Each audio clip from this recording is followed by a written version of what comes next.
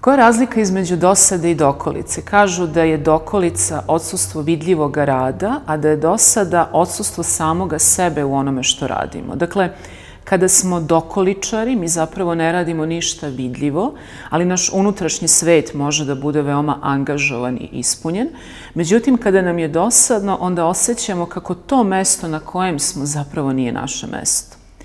Pitanje koje treba da postavimo nije da li treba da dozvolimo dokolicu. Ona je neophodna kada moramo da se odmorimo od onih sadržaja koji su nas preopteretili, nego da li bi trebalo da tolerišemo dosadu ili bi dosadu po svaku cenu trebalo da iz svog života odstranimo, odnosno eliminišemo.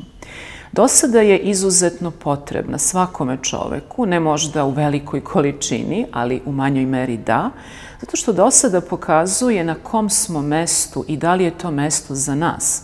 I ne samo da govori o tome da li je to mesto za nas, nego kako da to mesto preobrazimo, ne samo da bude po našoj volji, nego da bude više ispunjeno nama.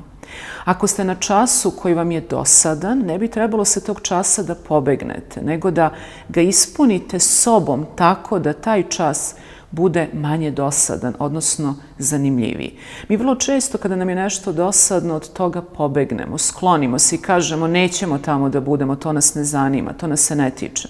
Ali možda bi lekovit način bio da u onome što nam je dosadno budemo više, češće ili bolje, da više ispunimo prostor i vreme sobom, onim što je nama važno i da možda to bude način da sami sebe podstaknemo, angažujemo i probudimo i da na taj način sasvim uspešno izlečimo dosadu.